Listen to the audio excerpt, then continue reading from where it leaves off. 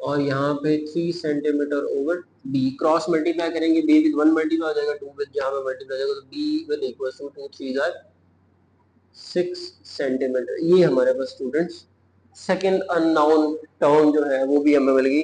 Total in third 3 हमें unknown terms मिली है, 1 2 and 3, 3 given थी, 1 2 3, और ऑल द ट्रायंगल जो है वो हमें सॉल्व होकर मिल गई। अच्छा, ये वैल्यू जो है वो आप, मैं अगेन बता रहा हूँ, यूजिंग पाइथागोरस थ्योरम भी आप फाइंड आउट कर सकते हैं that hypotenuse square is equal to perpendicular square plus base square, फिर स्क्वायर रूट लेके उसे फाइंड आउट किया जा सकता है। बाकी ये भी मेथड यूज किया जा सकता है, ट्रिग्नोमेट्रिक रेशो वाला भी, ठीक है, नोट कर लें, इसको अरेंज करते हैं। स्टूडेंट्स सेकंड पार्ट है हमारे पास, उसमें अगेन हमें तीन चीजें गिवन है, angle at B 90 degree, angle at C 45 degree और ए की वैल्यू गिवन है, यानी कि परपेंडिकुलर गिवन है, ठीक है। अब अगेन वही टास्क एज वी नो, पहले हम angle at A find out करेंगे, that measure angle A plus measure angle B plus measure angle C जो है वो किसके इक्वल होगा, 180 डिग्री, ठीक है। एंगल एट ए हमें गिवन है 45 डिग्री, एंगल एट बी हमें, सॉरी, एंगल एट ए हमने फाइंड आउट करना है, एंगल एट बी हमें गिवन है 90 डिग्री, एंगल एट सी हमें गिवन है 45 डिग्री और 180 डिग्री। सो एंगल एट ए क्या बनेगा students, 180 degree minus 135 degree, this implies that angle at A will equals to 45 degree, ठीक है। यानी कि यहाँ पे जो एंगल बन रहा है वो भी 45 डिग्री ही है। अब अगेन स्टूडेंट्स हमें परपेंडिकुलर गिवन है, ठीक है, और बेस फाइंड करनी है और हाइपोटेन्यूज फाइंड करनी है। अगेन हम साइन और टेन को यूज कर सकते हैं to find both the terms, ठीक है। Now tangent of major angle A will equals to perpendicular over base A over C, ठीक है। Angle 45 degree, tan of 45 degree is equals to A हमें given है 8 centimetre और C हमने find out करना है। अच्छा, tan 45 स्टूडेंट्स 1 होगा, ये C डिवाइड हो रहा है, यहाँ पे आके मल्टीप्लाई हो जाएगा, तो C की वैल्यू आपके पास क्या आ जाएगी, 8 सेंटीमीटर, ठीक है। नेक्स्ट हमने स्टूडेंट्स बी फाइंड करना है, तो अगेन आप साइन यूज कर सकते हैं, ठीक है। Also sine of major angle A is equals to perpendicular over hypotenuse, ठीक है।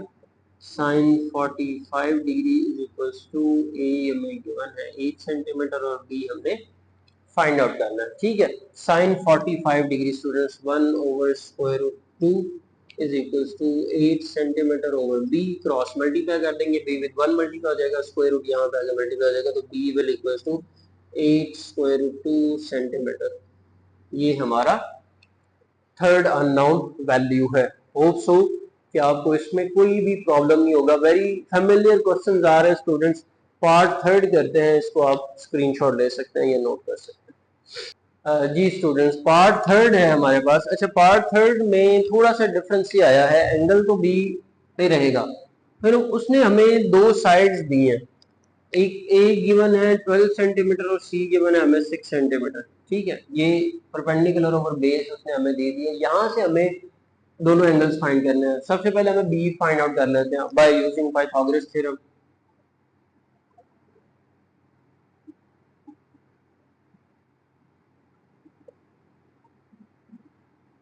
Hypotenuse square is equals to base square plus perpendicular square, या perpendicular square plus base square, दोनों कंसिडरेबल।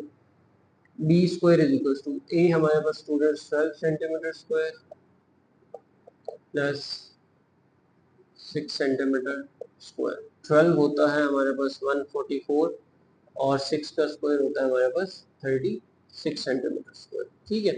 बी स्क्वायर हमें क्या मिलेगा, 144 plus 36, 144 plus 36, 6 plus 4 10, 0, 4 plus 3 7, 180 square students, yes 180 centimetre square, ठीक है। Taking square root on both sides,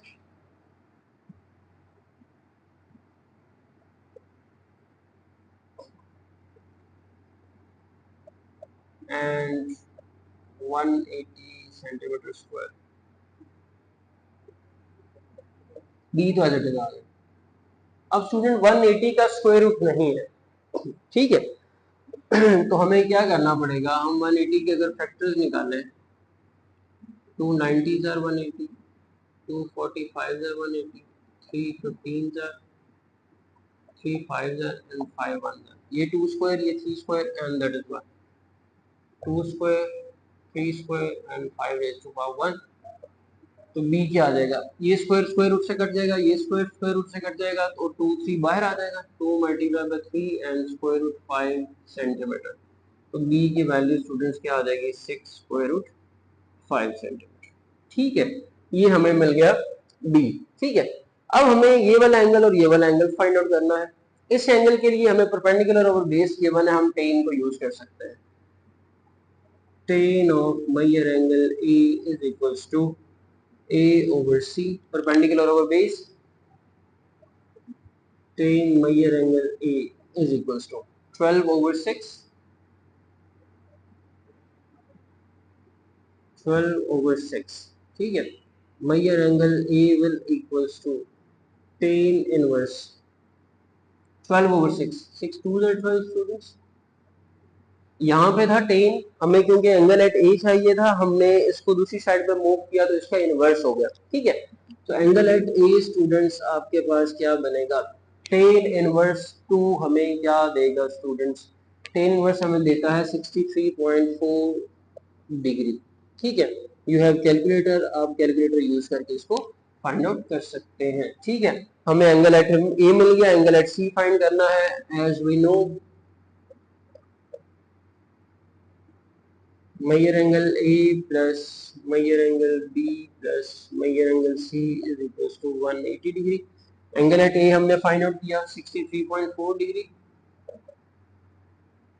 plus angle at B 90 degree है।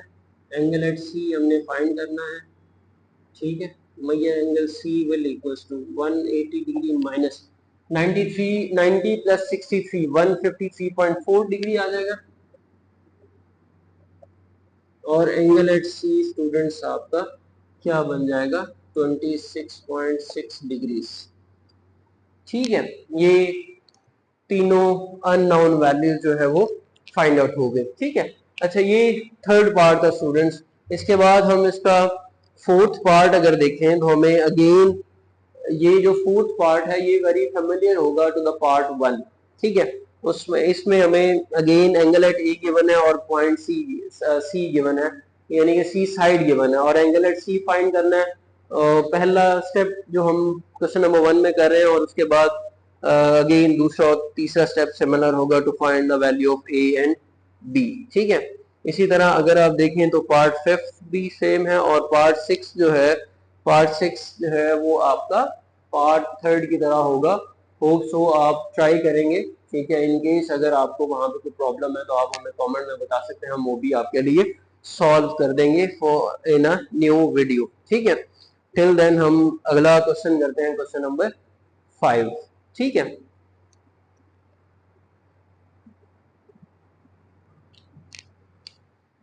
Screenshot ले सकते हैं या इसको इरेज कर दें। जी स्टूडेंट्स, क्वेश्चन नंबर 5 है, वो ये क्लेम करता है कि Q और R दो पॉइंट्स हैं जो कि एक नहर के एक ही किनारे पर है, same bank of the canal, Q और R। ठीक है, पॉइंट C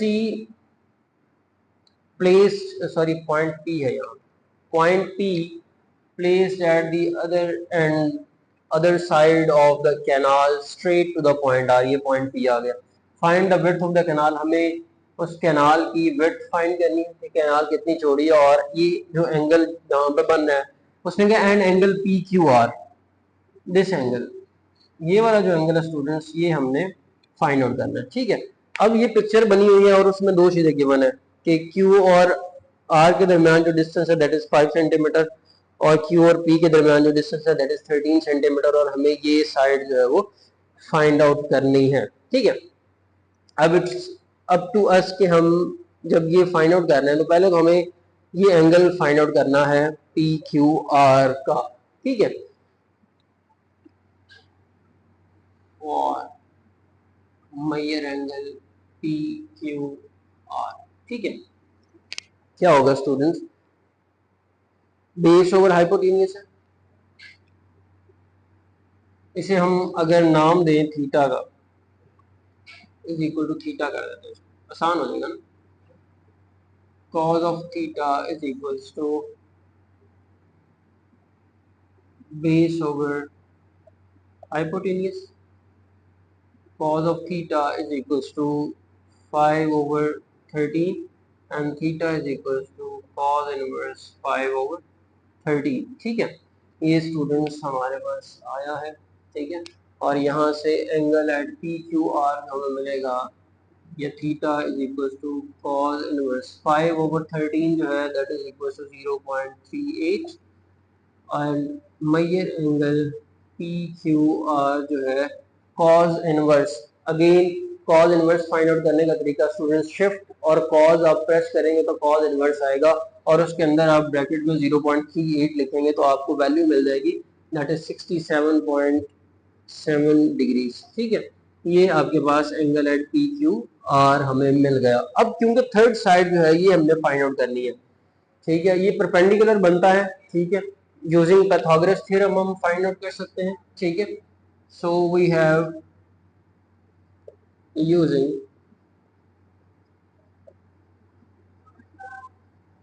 पाइथागोरस थ्योरम। ठीक है, ये साइड हमारे पास hypotenuse P Q square is equals to Q R square base square plus perpendicular square P R square. ठीक है, ये चीज हमें चाहिए स्टूडेंट्स, इसकी वैल्यूज प्लेस कर दें।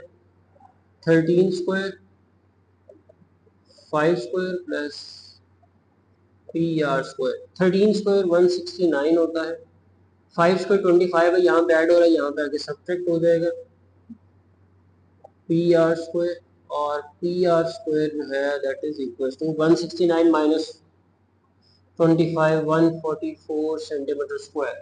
ठीक है, अब स्टूडेंट्स क्योंकि हमें पी आर की वैल्यू चाहिए, स्क्वायर हमें खत्म करना, तो taking square root on both side,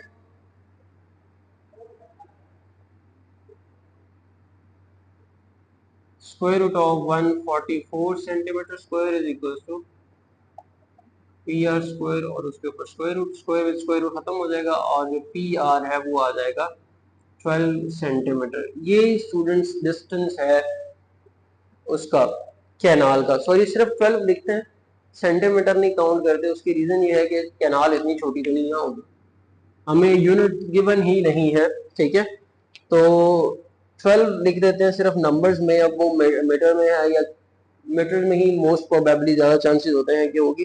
ठीक है, तो ये उसका जो भी यूनिट होगा वो साथ में आ जाएगा। तो इन शॉर्ट न्यूमेरिक वर्ड में हमारे पास 12 है उसकी जो विड्थ है, तो 12 मीटर मोस्ट प्रोबेबली होगी। ठीक है, इतनी मीटर कैनाल जो है वो पॉसिबल हो सकती है। ठीक है, तो ये है हमारे पास students question number 5। Next lecture में इंशाल्लाह रिमेनिंग जो क्वेश्चन है इस एक्सरसाइज की वो देखेंगे। अल्लाह हाफिज।